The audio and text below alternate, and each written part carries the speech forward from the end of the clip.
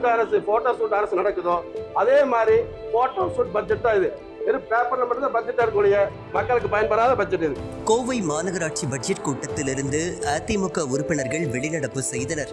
இந்த பட்ஜெட் மக்களுக்கு எந்த பயனும் இல்லாத வெற்று பட்ஜெட் என்று அதிமுக மாமன்ற குழு தலைவர் பிரபாகரன் குற்றம் சாட்டினார். சாதாரண பொதுமக்களுக்கும் பயனில்லை, மாணவர்களுக்கும் பயனில்லை, இளைய சமுதாயத்துக்கும் பயனில்லை. ஏன் அப்படி சொல்றேன் அப்படின்னா, பாருங்க கலர் கூட ஒரே மாதிரிங்க. போன வருஷம் பட்ஜெட் இந்த வருஷம் பட்ஜெட் புக்கு மாதிரி கலர் கூட ஒரே மாதிரி, ஒரே ஒரு போட்டோ மாதிரி செந்தில் பாலாஜி போல துணை முதலமைச்சர் போட்டோ போட்டிருக்க ஒழிய, அதே மாதிரி பாத்தீங்கன்னா இருக்கக்கூடிய சப்ஜெக்ட் பாத்தீங்கன்னா புதிய திட்டங்கள் கோவைக்கு அதாவது 100% வரி ஏற்றிருக்காங்க. ஆனா புதிய திட்டங்கள் ஒண்ணுமே கிடையாது. இத்தனை கோடி வருவாய் வந்துமே இந்த மாநகராட்சி 126 கோடி ரூபாய் வந்து பற்றாக்குறை பட்ஜெட் போட்டு வச்சிருக்காங்க. அப்படியே இருந்தாலும் ஏழை எளிய மக்களுக்கு பயன்பெறுமா? அதுவும் இல்லை.